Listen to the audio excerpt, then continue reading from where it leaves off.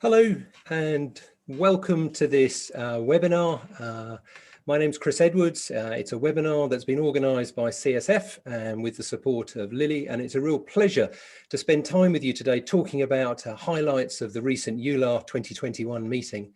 And I'm joined by two outstanding international colleagues who I'll introduce to you more formally in just a moment.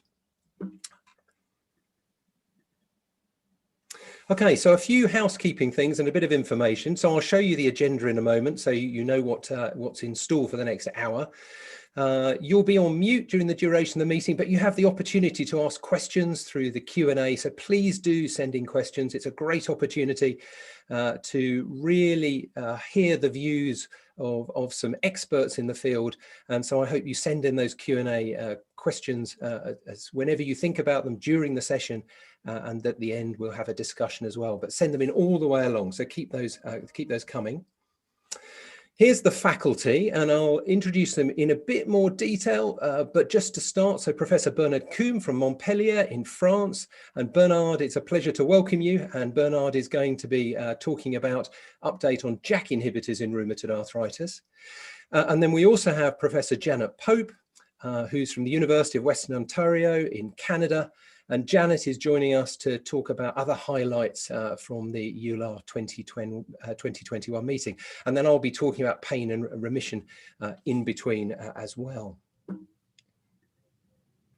Okay, so here are faculty disclosures, and I'll just give you a moment to briefly look through those, and then we'll move on to looking at the objectives. And the objectives really are to look at oral presentations, abstracts, posters, and to spend some time looking at some of those highlights in these areas. So the first is safety and efficacy data of JAK inhibitors in rheumatoid. The next is to think about pain and difficult to treat patients and some interesting clinical scenarios, which I'll come to in my session. And then also to look at other have been seen to be important in the EULAR 2021 meeting. So here's the agenda. So first of all, Bernard is going to talk about an update on JAK inhibitors. And when he's talked about this, then we're going to have a discussion and a Q&A session.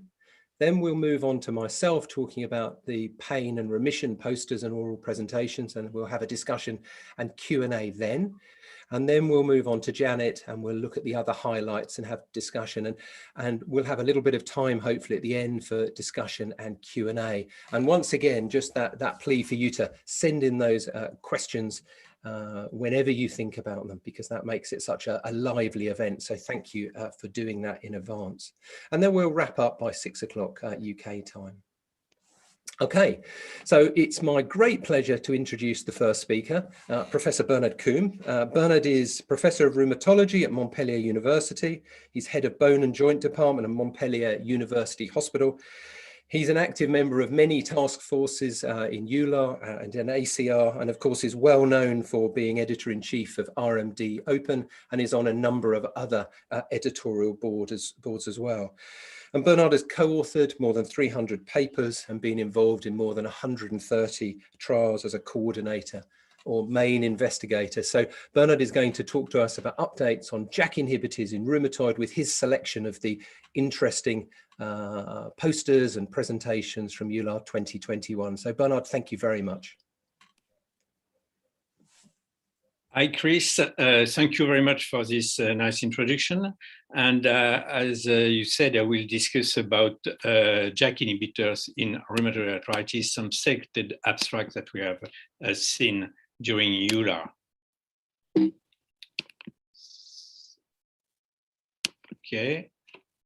Okay, these are the abstracts that we have selected. The first one will be on baricitinib, a couple will be on upadacitinib, 2 abstracts on filgotinib, and 1 on all JAK inhibitors in real life in Australia. The first abstract I will discuss with you is a rapid response to baricitinib in patients with rheumatoid arthritis and inadequate response to methotrexate and at least 1 biologic GMARD. It's a clinical and powered Doppler ultrasound study that's been presented on Wednesday as a poster, and it's quite an observational study, a prospective single center study that has been performed in Italy on RA patients, a small sample size, to evaluate the short-term efficacy of baricitinib 4 mg daily in reducing synovitis. Outcome measure included power Doppler ultrasonography synovitis score, US synovial hyperplasia, and intrasynovial power Doppler signal score. In addition, PROs will be reported, as well as markers of inflammation and physical examination. To summarize the results, it has been shown that a significant reduction in patient PACE on the visual analog scores, power Doppler ultrasonography composite score that was also reduced, as well as general power Doppler, synovial hyperplasia, CRP, and ESR with baricitinib 4 mg once daily. In addition, patient DAS28, CDAI, and SDAI were also significantly reduced, which was consistent to what is known already with baricitinib. So in summary, baricitinib 4 mg was efficacious in this real-life patient for up to 6 months and provides prompt improvement of PROs within the first week of treatment, as well as improvement of signal in ultrasonography. So the next abstract I will present is have been presented on Thursday on oral. It's an inadequate laboratory abnormality profiles as of upadacitinib with up to 4.5 years of exposure in patients with RA treated in the SELECT phase 3 program. The background, a post-hoc analysis of long-term lab profile associated with exposure to upadacitinib or adalimumab and methotrexate in patients with RA treated in the 6th SELECT randomized control trial. More than 4,000 patients were involved. And the patients were grouped in pooled upadacitinib 15 mg per day, pooled upadacitinib 30 mg per day, adalimumab 40 mg every other weeks, and methotrexate as monotherapy. So the key results of this abstract were first, grade 3 and 4 decrease in hemoglobin were highest with UPA 30 mg daily and methotrexate. But UPA 15 mg did not show this any signal of anemia, at least compared with the active comparators. Grade 3 and 4 decrease in neutrophil and lymphocyte with UPA were dose-dependent and higher versus adalimumab or methotrexate. And the treatment discontinuations were quite rare and similar across all the treatment groups. So in summary, upadacitinib treated patients show dose-dependent relationship for some lab abnormalities, and incidence with UPA 15 mg daily were typically higher than adalimumab, but similar to methotrexate, except for CPK, which was expected for a JAK inhibitor. The next abstract was again upadacitinib. It evaluated the relationship between change in lipid levels and improvement in disease activity outcomes in patients with rheumatoid arthritis receiving upadacitinib treatment. It's a pool analysis of data from 2 phase 3 studies, SELECT Next, with patients inadequate responder to conventional synthetic DMARDs, and SELECT Beyond in patients with inadequate responder to at least one biologic. The objective was to determine the relationship between change in lipid levels and disease activity in RA patients on upadacitinib. Available fasting samples for more than 1,000 pooled patients on UPA 15, UPA 30 mg, and placebo were included. The main results were a modest but statistically significant negative correlation observed between the maximum change in total cholesterol and change in CDAI, DAS28, and Sweater joint count on 28 joints, and pain. In addition, a statistically significant weak negative relationship was observed between lipid levels and CRP level through week 12. So in summary, the result add to evidence suggesting a relationship between systemic inflammation and lipid metabolism in rheumatoid arthritis and reinforce the importance of monitoring for hyperlipidemia.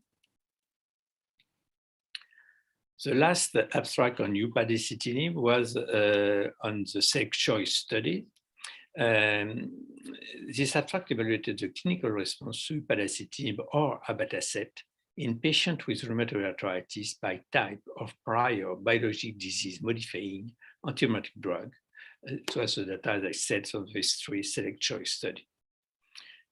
The objective was to describe clinical response to abatacept or upadacitinib as a number of the mechanism of action of prior biologic DMARD. 612 patients were randomized to UPA 50 mg daily or monthly intravenous abatacept with weight-based dosing. 408, it meant 60% and 21% and 10% of the patients had received 1, 2, or 3 or more prior biologic DMARD, respectively. The key result shows that most of the patients had a lack of efficacy to one TNF inhibitor, 87% of the case. 50% had lack of efficacy to at least one IL-6 inhibitor, and almost 13%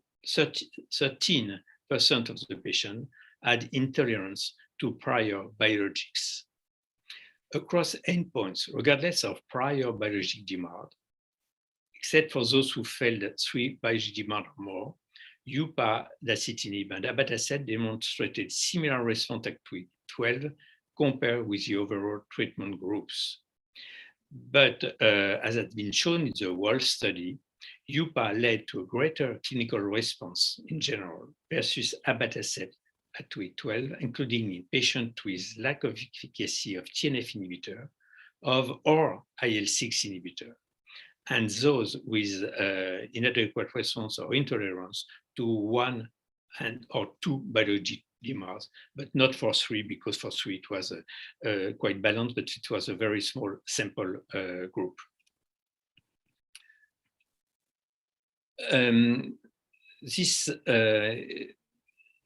This abstract was also on upadacitinib. It evaluated the impact of concomitant glucocorticoid in the clinical efficacy and safety of UPA in patients with rheumatoid arthritis. It's an ad hoc analysis of data from 3 phase 3 studies, again SELECT next in inadequate response to conventional DMARD, SELECT early in patient, in methotrexate naive patient, and SELECT mono also in patient with inadequate response, but to methotrexate only.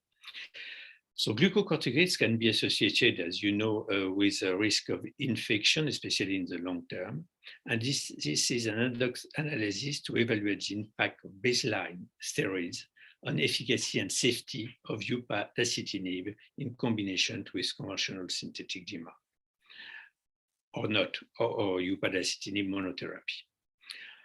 Of 1,500 patients included, almost 50% were receiving baseline glucocorticoid and a mean dosage of equivalent prednisone on 6.2 milligrams per day. In summary, across upadacitinib treatment groups, concomitant steroid generally did not influence the proportion of patients achieving remission, and the serious adverse event had adverse event leading to discontinuation or adverse event of special interest were broadly similar in the UPA group, irrespective of concomitant glucocorticoid use. So the conclusion was that upadacitinib 15 mg plus on conventional DMARD or as monotherapy was effective in achieving remission and low disease activity, irrespective of concomitant glucocorticoid use, and the safety appeared largely unaffected by concomitant steroids. Moving to filgotinib, this abstract is on infection and serious infection in the filgotinib rheumatoid arthritis program. It includes a pooled post-hoc analysis of phase 2 Darwin 1 and 2 studies, and in Finch 1, 2, and 3 in the phase 3 program, as well as long-term extension study of phase 2 and phase 3 studies. In patients with rheumatoid arthritis, the objective was here to assess the long-term safety of filgotinib 100 and 200 regarding infection. The key results shows that out of almost 4,000 patients, 1,700 receiving filgotinib 100 or 200 milligram had treatment-emergent infection. And only 118 were severe infection. The most common infection were upper respiratory tract infection and nasopharyngitis. Pneumonia was one of the most common serious infection, and exposure adjusted incision rates per 100 patient years of exposure and serious infection for filgotinib were similar to placebo at adalimumab and methotrexate. In the long-term population, probability of serious infection was 2.6% and 2.5% for filgotinib 200 and filgotinib 100 at week 52. So in summary, the long-term serious infection incidence rate was comparable for both filgotinib dose, but long-term serious incidence rate for filgo 100 was slightly higher or not very different from filgotinib 200 milligram. So no dose effect. Second abstract on filgotinib was on herpes zoster in the rheumatoid arthritis program. I don't want to come back to this program. As you know, there was in one study an active comparator that was adalimumab, that was also methotrexate in other studies that was also an active comparator, and placebo in most of this study. Just to summarize the results, the rest of herpes zoster were as lower for filgotinib 200 versus placebo in the control period. But at week 52, where there was not any more placebo, the herpes zoster rate were higher for filgotinib 200 or 100 versus the active comparators that was adalimumab. The long-term herpes zoster rate increased for filgotinib 200 versus 100, but it was quite low compared to what is known with JAK inhibitors, since the rate in the long term was 1.8 incidence rate for 100 patients year for the 200 and 1.1 for the 100. So most treatment-emergent herpes zoster infections were mild to moderate and non-serious. In multivariate analysis, prior herpes zoster history, ASEAN region, and age higher or equal to 50 were associated with increased herpes zoster risk. In summary, herpes zoster was more common in both filgotinib groups versus adalimumab or methotrexate up to 52 weeks, but comparable with placebo during the first 12 weeks in the placebo control period. Finally, just this real-life data on the cycling of JAK inhibitor in real life in Australia. This is based on the OPAL data set. The objective was to determine the pattern of JAK inhibitor cycling in this real-world practice. And in Australia, there are currently 11 biological or JAK inhibitors with 5 different modes of actions that are available in the market. And the data set, the registry, commenced between January 2007 and in December 2020. And all this data were included in the current analysis. 28% of the 52,000 patients with RA in the registry were prescribed a biologic or a JAK inhibitor. The percentage of patients switching from first-line JAK inhibitor to a second-line JAK inhibitor rather than an adjunct with another mode of action increased from 32% in 2019 to 42% in 2020, which is quite light in my personal experience. In the period between May 2020, when a JAK inhibitor became available, and December 2020, the majority of patients switching from first-line TOFA or BARI to another JAK switched to UPA, which is quite normal for novel drugs arriving in the market. The majority of patients switching from the second-line TOFA or BARI to a third-line JAK inhibitor switched to UPA, with 27% of second-line TOFA patients switching to BARI and 4% from second-line BARI to TOFA.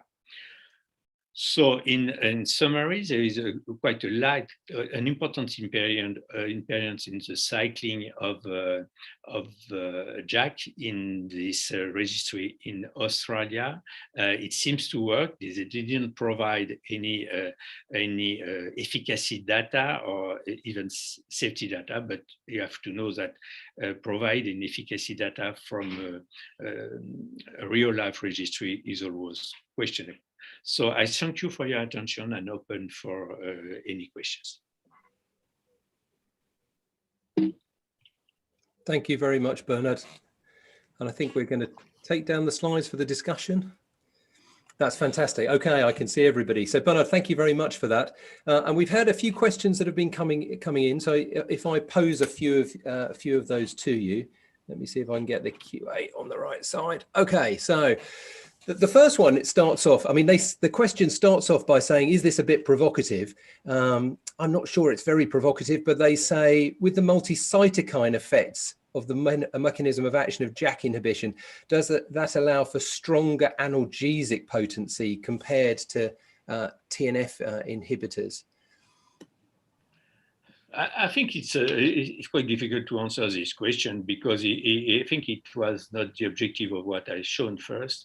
And probably it's better to discuss that after your talk because you will speak about pain in your presentation. Yeah, I was trying to use it as an introduction to the next session. Okay, but definitely we're going to talk about pain. And then another question around, this is quite specific. I guess this is about Felty syndrome. And in that context, although you didn't touch on it, whether you prefer a biologic agent or a JAK inhibitor because of the leukopenia that's associated with Felties. I mean, that's a really niche question, isn't it? I don't know if you have any thoughts. Yeah, it's a difficult question because we don't have a real experience in Felty syndrome, which is becoming very rare in our experience. You know, I'm quite old and I've seen many Felty syndrome when I was resident, and now it's it may be one case every year. So we don't have this experience, and I don't think that the small effect you have seen, this effect on neutrophil and on lymphocyte, is quite small, and it doesn't it doesn't occur, and it's not an important neutropenia or anemia. I think it doesn't predict to this this kind of drug to a Felty syndrome because the mechanism of action is completely different. Okay, a couple of other. Oh, sorry, Janet. Did you want to jump in? Please, I was just going to jump in that these days, half of what we think is Felties on flow cytometry is LGL leukemia, and in general, you got to treat their RA. Prednisone has a higher risk of infection than the other drugs we use, and I think you would just go down the list and follow their complete blood counts, like their differential, and just follow it carefully. And I don't know what I'd choose. I think you just choose something. If it doesn't work, or if the counts go way too low, you move on. But the hematologists like our Felties patients because they undiagnose about half of them and say they're LGL leukemia, which is not usually a big deal for the patient other than sometimes risk of infection. Yeah. Okay, that's fantastic. Thank you for that. Okay, another question here. It's a thought around. So this is about safety in general, and it's about oral surveillance. I don't know if anyone has any views about the information from the oral surveillance data. Now, we don't have all the information, do we? We have a press release. So certainly that's all I've seen. And how this might translate into JAK inhibitors as a class in general. Is this a specific thing or is this a general thing? Bernard or Janet, do either of you have a view on this? I think, Chris, it's a very important question that is pending currently, and unfortunately, as you said, we don't have the clear response, clear answer. Anyway, I think the data from oral surveillance, it's a bad news. It's a bad news for mainly for tofacitinib, because it shows that there is probably a trend to worse long-term safety versus the TNF inhibitor, which is reassuring for the TNF, because we know now that the long-term effect of TNF is very good. But the difference is not major, but it's been shown anyway.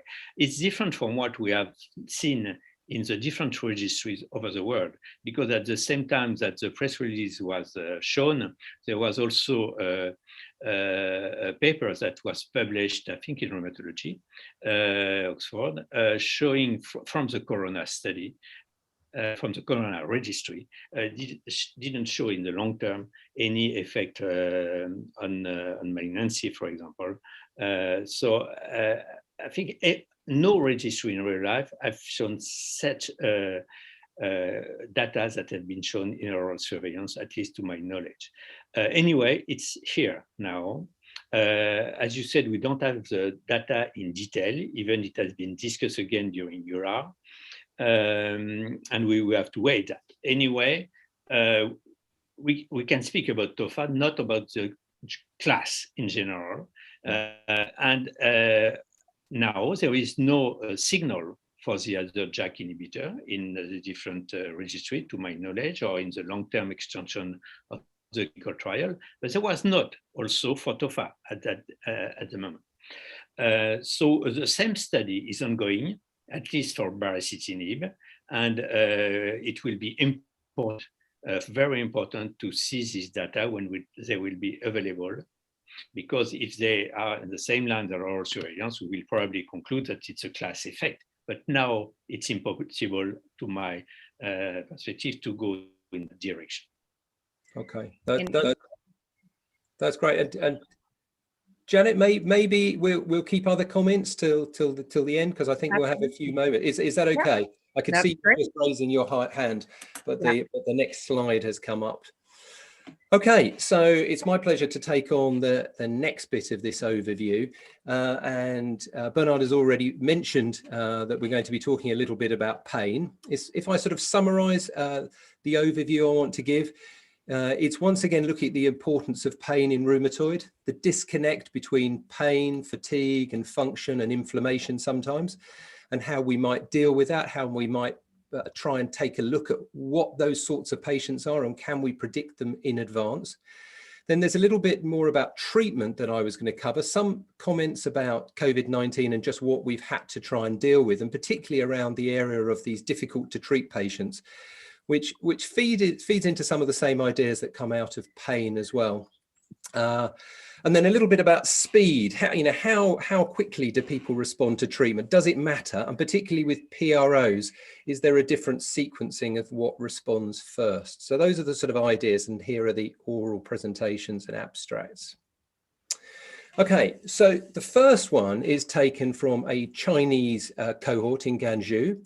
Essentially, what they were looking at is pain in relation to functional limitation, and really they were looking at both pain and markers of disease activity, more conventional markers of disease activity in relation to function.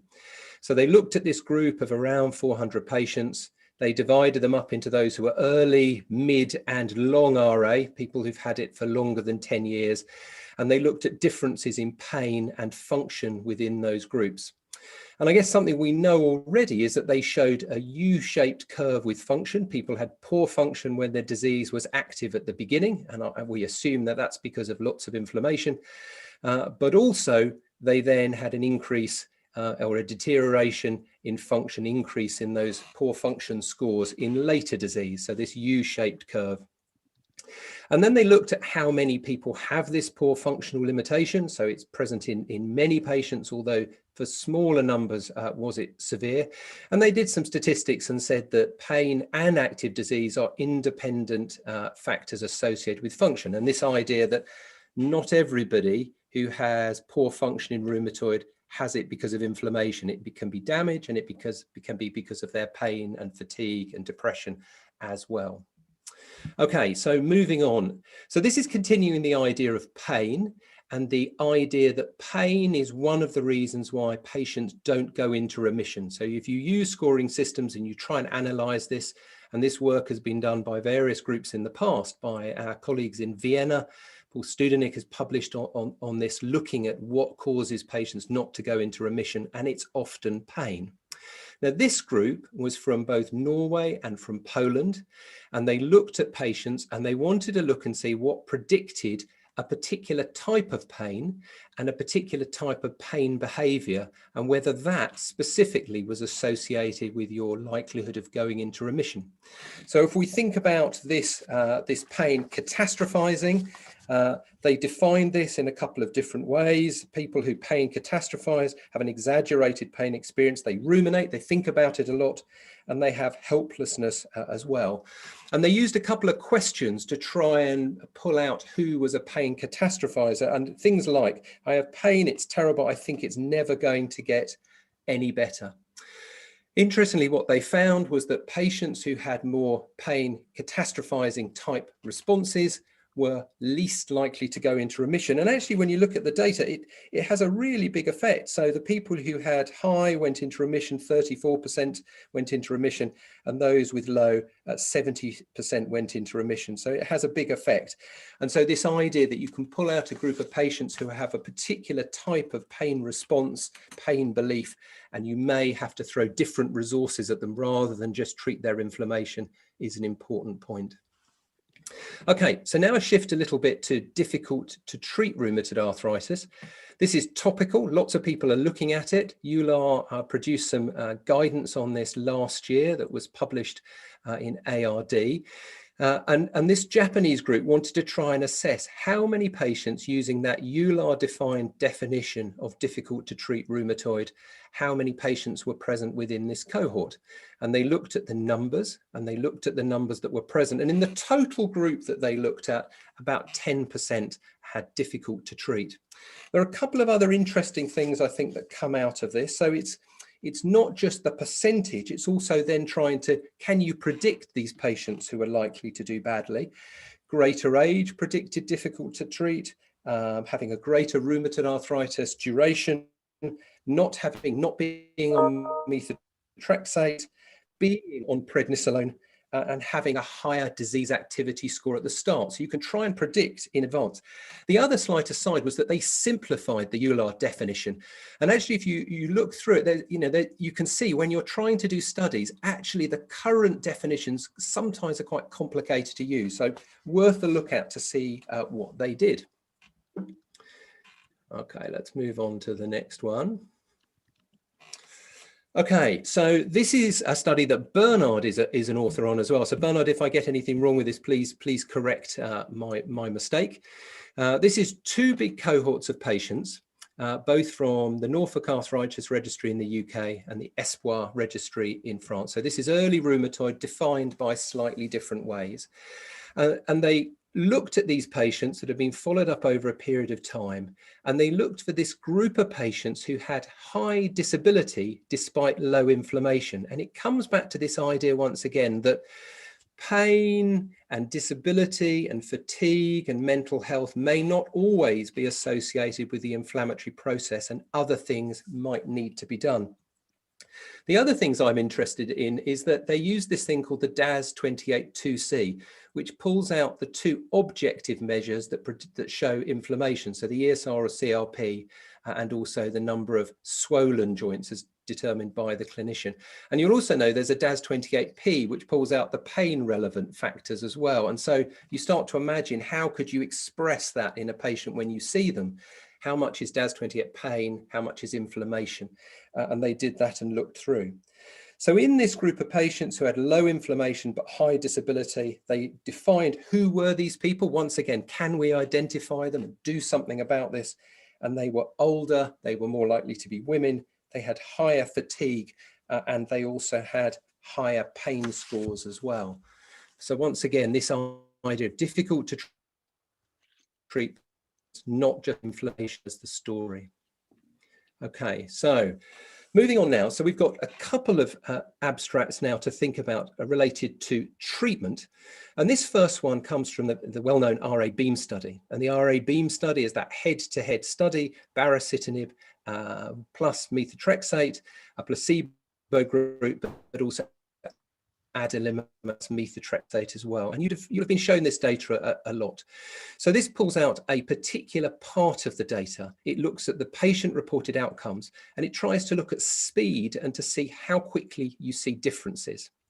So the first thing to say is if you take baricitinib and adalimumab versus placebo, then you start to see statistical differences with the p-values as early as week 1 for pain, and then for early morning joint stiffness, severity, function, and the patient global assessment. And then a little bit later for the fatigue score and the SF-36. And then if you start to look at between baricitinib and adalimumab, you start to see differences in the PROs coming on a few weeks after that first difference between baricitinib and adalimumab versus placebo. And you see difference in all of the PROs except for fatigue by week 12. And I thought there were a couple of interesting things about this. So, you know, it gets you to start thinking, how fast is fast enough? How important are these differences? And the other thing I wondered about, there seemed to almost be an order across the things that changed. So pain seemed to change first, and fatigue took a little bit longer, and I wondered what that meant mechanistically, and something I'm going to have a think about following this. Okay, so this one really, you know, takes us into the moment and into COVID, and just thinking how we've all tried to manage over the last year. And particularly for our Italian colleagues who produced this paper, the terrible time Northern Italy was having a year ago, and their experience of lockdown and having to try and manage their patients. So they pulled out patients who were difficult to treat once again. And I think that's because they just wanted to say, here are the most aggressive patients, the most complicated, the most difficult for us to be able to manage. And we'll see what happened to them during this period of time, pre-lockdown, during lockdown, and then post-lockdown, bearing in mind that during the period of lockdown, a lot of telemedicine was done, drugs were being delivered to patients at their home rather than them attending. And I think, and you can see the data, so the CDAI, the percentage of individuals in CDAI remission or low disease activity before, during and after lockdown. So before, these were patients doing badly, so only a small number of them were in remission, low disease activity. And then during lockdown, it got from 11% to around 53%. And then post-lockdown to about 46%. And they make the point that although this was difficult, many patients were managed well, despite having to be locked down, despite not seeing the doctor directly face-to-face. The only thing I was a little bit more detailed just to understand what they did about the scores and the joint counts, but they clearly had a strategy to manage this. Okay, so that's COVID. Now, this is an interesting study, and it took me a little while to try and understand exactly what they were trying to work out here. So this is from the Corona Registry.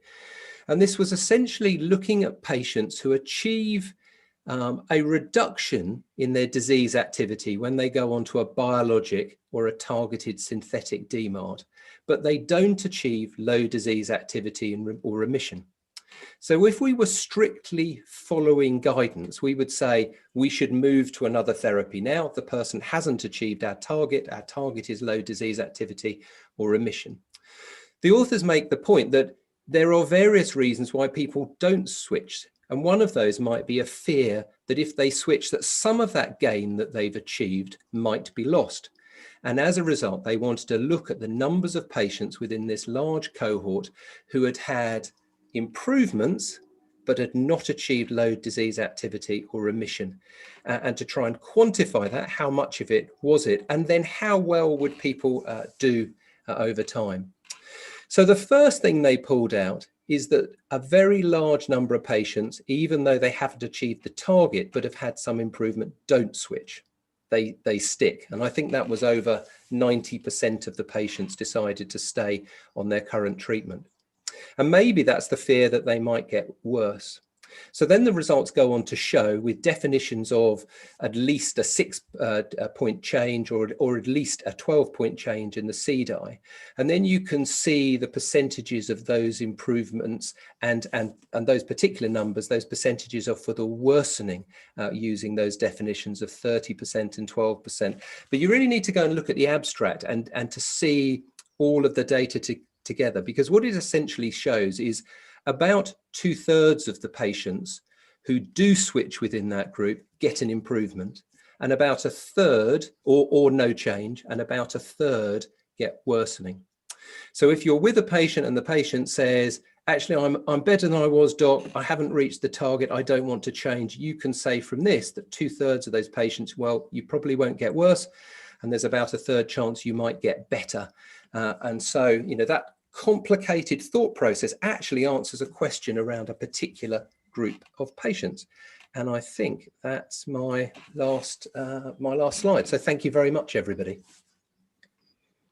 So thank you, Chris. That was really delightful, and I've learned things, and we've had loads of questions coming in. So Chris, and then probably Bernard, I'll ask you one as well. So there was a really nice question outlining pain in RA. So other than inflammation, there might be things driving it: central sensitization, neuropathic, widespread fibromyalgia pain. So what do you think, if joint counts are about equal when we're looking at RA Beam or the Select Compare and other ones, what do you think is driving the difference in pain when the joint counts look on average about the same between active adalimumab and proper dosing of the JAK? So what do we think is driving the pain? And then do we have any hints how to tackle fibro in the future? Yeah, no, those are excellent questions. So I think some of this is about peripheral and central sensitization, isn't it? It's how the nerves and the central nervous system, how its perception of pain, how the signaling pathways for pain are altered by the inflammatory process that's going on. And I think that's going on in a way that is both overlapping with, but sometimes separate from what's happening in inflammatory joint disease. David Walsh has produced a really nice paper of this, where he looks at what are the predictors of inflammatory joint disease, what genes, what cytokines, how does that lead to damage? And then it's overlapping but slightly different when you look at how pain is predicted in those rheumatoid patients. It's similar but slightly different genes, slightly different behavior, etc. So there's a whole load of other stuff, and like the deep oceans, a load of stuff we still don't know about as well. And different people will respond differently. So absolutely. So going over now to safety, Bernard, you had talked about, and Chris as well, cycling the OPAL registry, where about 40% of patients are going for JAK scripts, are going JAK to JAK. So a whole bunch of their new prescriptions are cycling. So it's a question on the safety data after switching between one JAK inhib and another. And then what about the safety of several years of JAK inhibition? And maybe Bernard and then Chris. And Bernard, you're on mute. Sorry about that. The cycling of JAK, we start doing that now, clearly. What I'm surprised is that when we have a side effect with one JAK that need to stop the inhibitor, we can use another JAK without having this safety concern. So this is the first point that I have noticed, because we don't have too much data on cycling in different studies. But in my experience, it's possible to switch for a safety reason. The second point is that we may have also a better efficacy to a second or third JAK versus a previous one. I had a number of patients who have received now at least third JAK, and maybe a fourth very soon, because it's the fourth is available now. So I think the cycling is useful, and we have shown that in a previous class, like the TNF inhibitor in the past. I think it should be probably the same with the JAKs. Right. And now, I mean, we had the 9.5 years published on tofacitinib a few years ago, and in Switzerland and US, it was out in around 2012 or 2013. So we're getting an awful lot of cumulative data on the 5 milligrams twice a day or 11 milligrams once a day of tofa. And we're getting more and more data, including presented at this meeting, of long-term extension of UPA.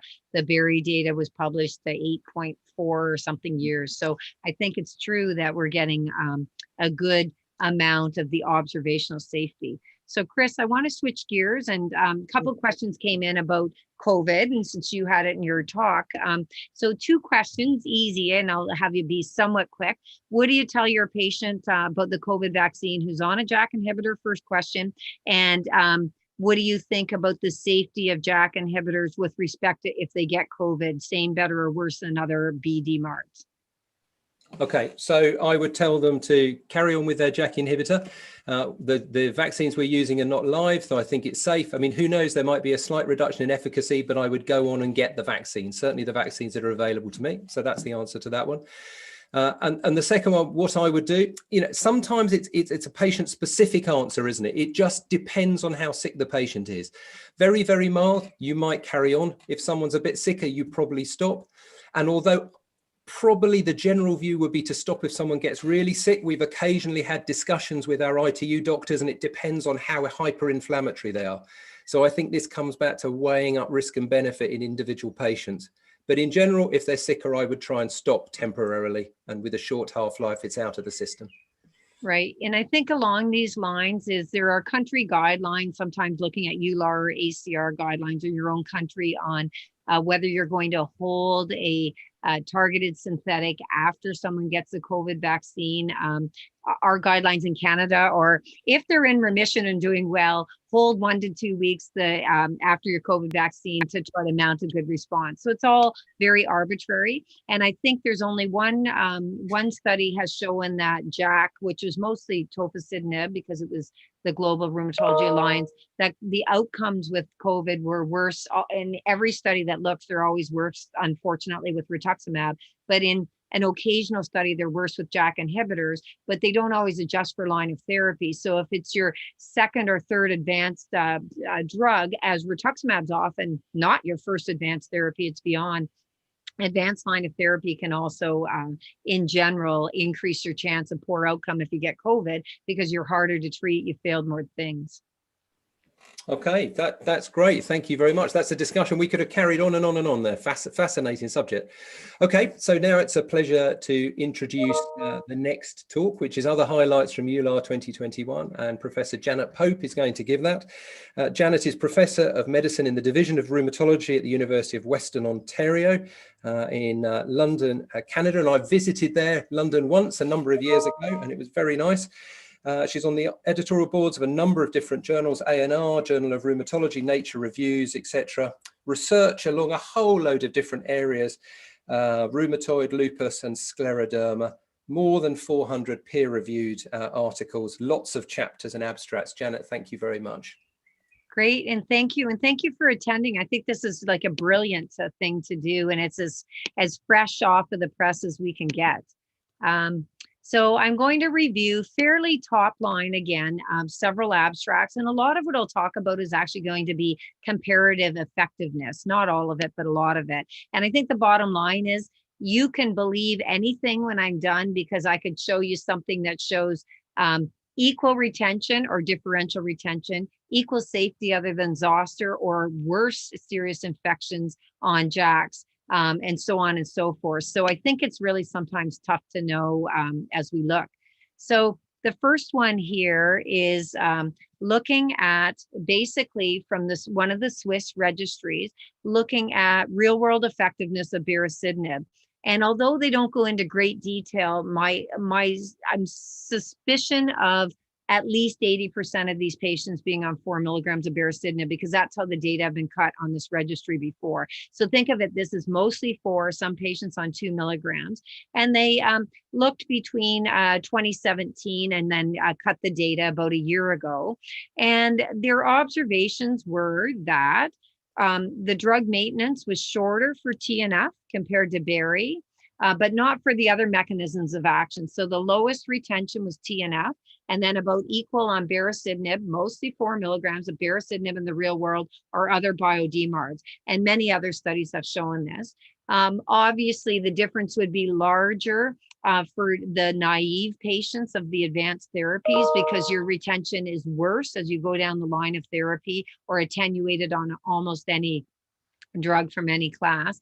And then the effectiveness was not really different. So at 12 months, you had to be on the drug 12 months, which probably meant you tolerated it and it was helping somewhat. But for those still on the drug at 12 months, the rates of low disease activity or remission were the same, whether the patients were on the JAK, in this case, Berry, mostly 4 milligrams, or the TNF, or the other bio-DMARDs. And I think it's, there's channeling bias. We don't always know what this is going to mean.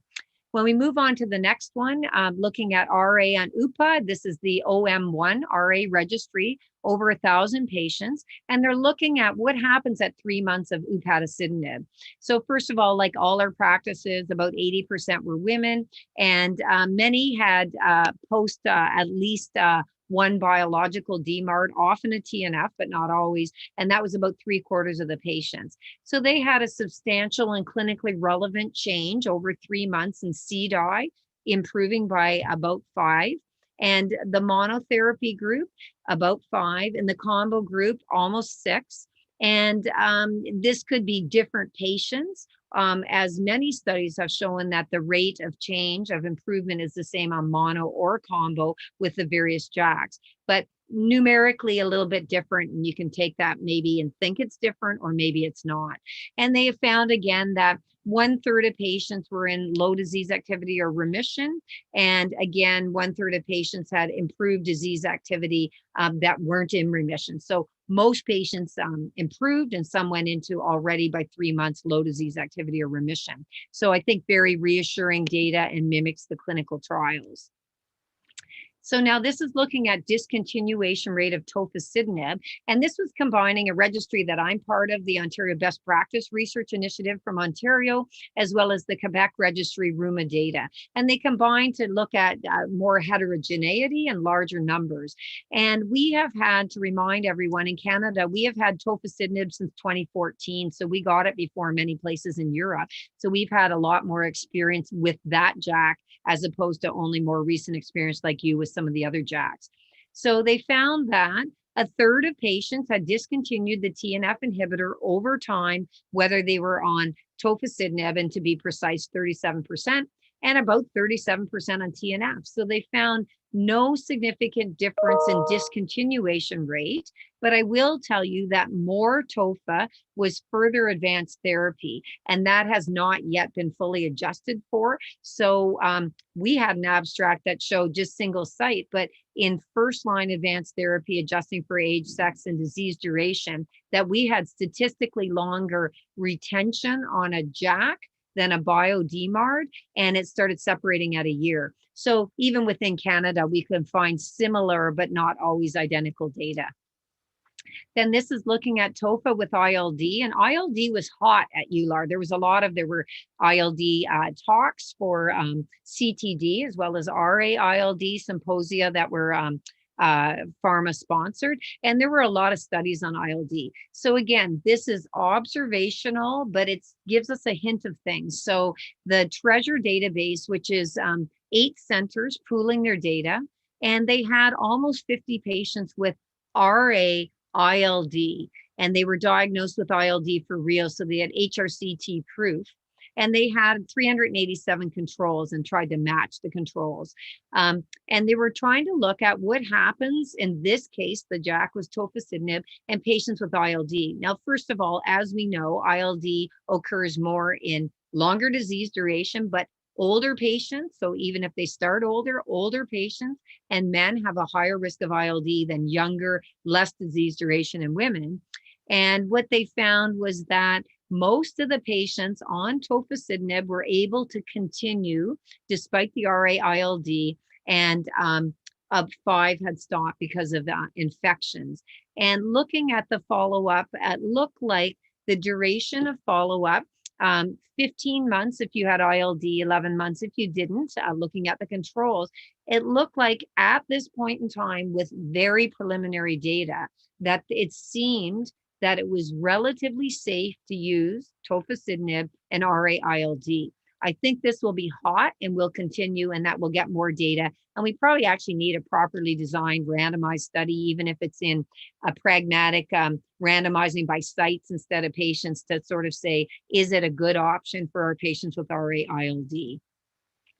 Next, looking here from the multi-register, so the BioBASDR registry, and again, looking at over 3,000 patients, almost 4,000 patients on TNF inhibitors, and also looking at almost 500 on a JAK inhibitor.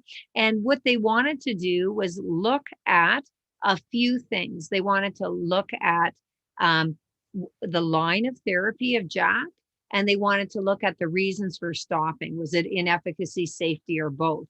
So looking here, obviously a lot more TNF inhibitor use. The JAK inhibitor patients were in general older and longer disease duration, which might affect, by the way, safety, might or might not affect retention. It's hard to say, but line of therapy will always affect retention in general in registries.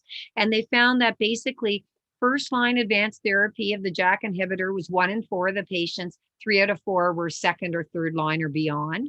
And the reasons for stopping treatment were lack of efficacy, about 6 out of 10 that stopped, and then other adverse events. And I think this is similar to my clinical experience, that I'm more apt to stop because of secondary loss of effect and less likely because of side effects.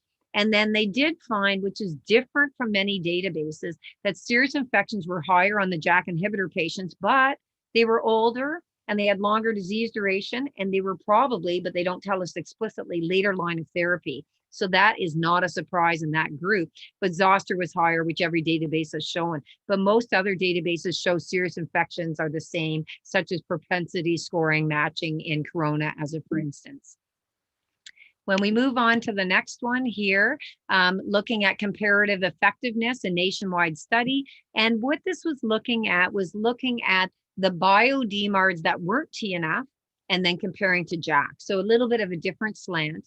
And this is again from one of the Sweden registers, the Swedish registers. And what they found basically was that the retention varied. They had a really nice spider plot, and they looked at a whole bunch of outcomes, including retention, CDI, HAC, etc.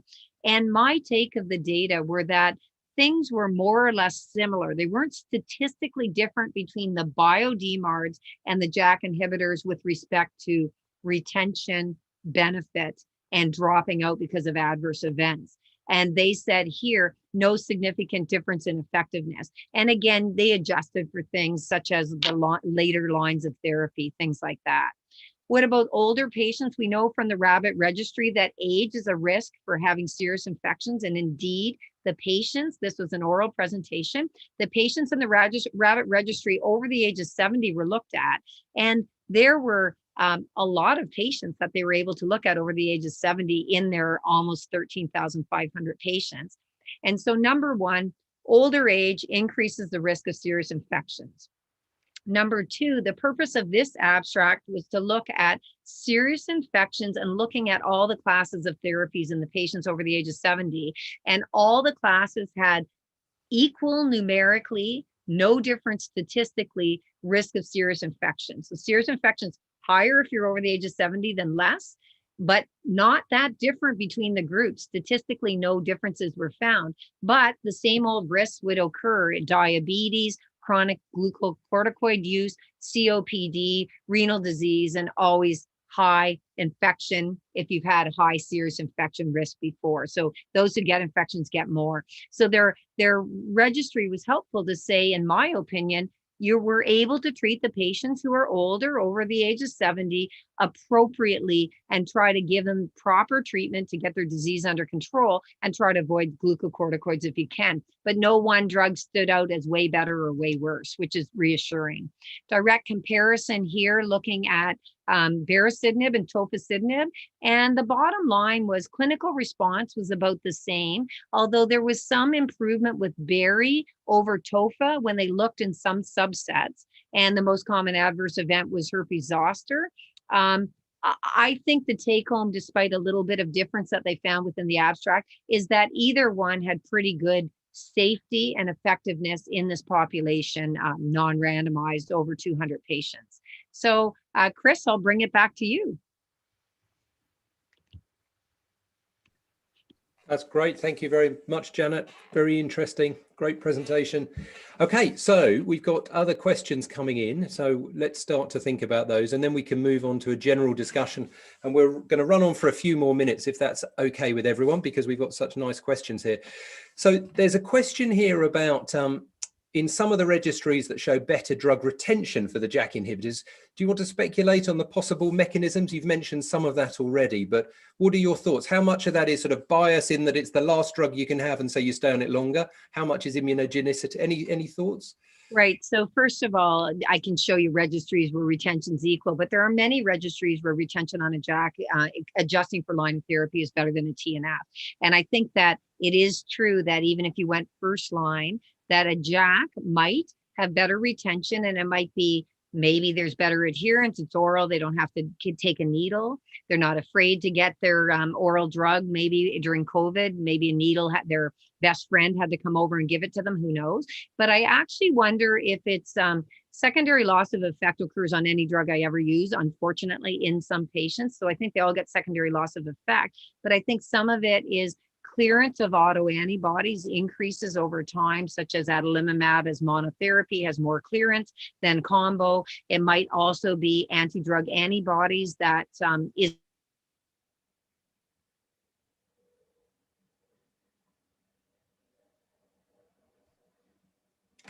I think there's a little bit of a freeze for Janet. Maybe she's going to come back to us in a moment. I'll just give a second. If not, Bernard and I will talk about some questions. Bernard, maybe I think Janet probably is just frozen for a moment on the screen. I don't know if she's frozen for you as well. So yeah, maybe I'll go back to a question that was asked from your presentation a little bit earlier. And that's around the safety data in relation to, oh, Janet, you're back again. Hello. Hello. I'm just asking Bernard a question. We just started thinking about filgotinib at 100 milligrams and 200 milligrams. And in that safety data that you were showing, the fact that actually there was poorer safety data associated with the lower dose. And I wondered if you did you think that was right? Do you want to speculate about the possible mechanism? Is that about controlling disease activity better? What do you think? Or is it by chance? No, I think there is, I know quite well the data from filgotinib and the long-term data that we have now on safety. And I think we cannot speak of any real difference between the two dosages of filgotinib. There is no signal that suggests that filgotinib 100 may be safer than filgotinib 200. Yeah, okay, that's great. Janet, you got cut off as you was there anything you wanted to add on to that question? Please finish it off. Right. So you know what? I typed it in the chat so we can keep going. Okay, fantastic. Okay, so then there's a question about vaccination. I think in Canada, are you using Shingrix a lot? Is that right? Because I have no experience. Do you want to... Yes. Yeah, absolutely. So bizarrely, Canada was one of the first countries to get Shingrix. We're often like way at the end, and US gets things more. So I can be proud. We've had Shingrix out here for at least 4 or 5 years. So it's our standard of care for any patient over the age of 55 in the general population and immune suppressed over the age of 50 to get it. So often, as Bernard knows, the mean age of RA these days is 52 in France and 55 in Canada. So we often get their Shingrix done at time of diagnosis and move on. If they're going to go on a JAK and they haven't been vaccinated, or they got Zostavax more than 5 years ago, we will give Shingrix. There are lots of publications or presentations from ACR last year that the flare rate is low. It does occur. Most patients who flare with RA or lupus, usually it's transient, don't need glucocorticoids. And if I'm going to vaccinate, I might hold the JAK for 1 week. 1 week's arbitrary, it's non-live. I just want them to mount a good response. Okay. And Bernard, do you have any views on that? Yeah, Chris, may I have, in fact, a question? Because as you, I don't have this vaccine in France. But to come back on the discussion of zoster with JAK inhibitors, the trial have shown an increased risk, clearly, but not severe risk, because usually it's benign zoster, and it's mainly in other countries and Western countries. So in my experience, I don't see an increase of zoster in my patient compared to what I have observed with biologic in the past. So I wanted to ask you if you have the same experience in real life. Yeah, I have to say, of the personal patients I look after on JAK inhibitors, it's around 100.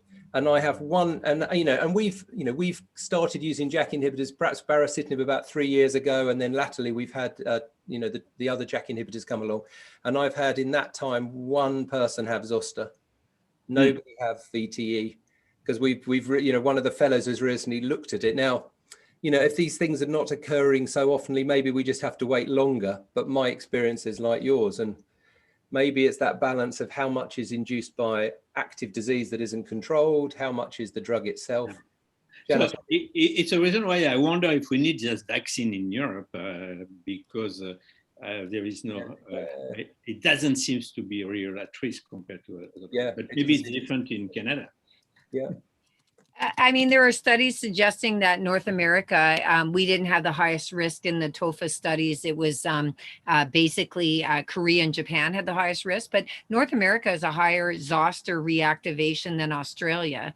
And I just typed in the chat that don't forget your lupus patients, like we talk about it because of JAKs, but our lupus patients are immune suppressed by their disease, and they get zoster more frequently and often at younger ages than RAs. So don't forget about them. But you're right, you might not, it's very probably country specific on how much reactivation you get of zoster. It's not rare in Canada, but it's not our most common infection, of course. Okay, and I think we probably finish off. There's just one more question here that I can just say, and I think it's been answered in those last couple of minutes of discussion. Why is there a higher risk? Well, first of all, it's the observation that there's a higher risk of zoster within Asian patients, and then but the question as to exactly what the biology of that difference is, I'm not sure that I know exactly what that is, whether there's just more or whether there is a difference in the immunology on the basis of how immune systems have evolved in different parts of the world with different infectious exposures. I'm not sure I know the answer to that. Bernard, Janet, any idea what the mechanism is? Right, so it's higher in the general population there too, and it might be a subtype, plus your own like sort of polygenic expression of trying to fight the zoster, but it might actually be a subtype of herpes zoster that isn't the same as ours. Like obviously all viruses, including varicella, will mutate. So, but in the general population, the rates are far higher than say Australia or Central Europe. Okay, that's great. Well, I think we should start to draw it to an end, if that's okay with everybody. I mean, I think we could carry on discussing this for hours, and it's been completely fascinating to me. So it's a pleasure to have been part of this meeting, and I'd just like to thank everybody for attending. First of all, thank you to the audience for taking part. Thank you for the great questions, because that always makes it so interesting and so interactive. Thank you to our wonderful speakers, Janet and Bernard. And also thank you to CSF for organising all of this, and Lily for supporting this educational initiative. There's various bits of information here that you can read. Evaluations is important. When this finishes, there'll be an evaluation form, so please fill that in. It helps to improve things. And there are opportunities to re-watch this webinar on YouTube channel Cytokine Signaling Forum. And finally, the webinar slides will be available. So thank you very much to the audience. Thank you very much to the speakers. Thank you to CSF. And thank you very much to Lily. Thank you very much. And thank you to you too, Chris.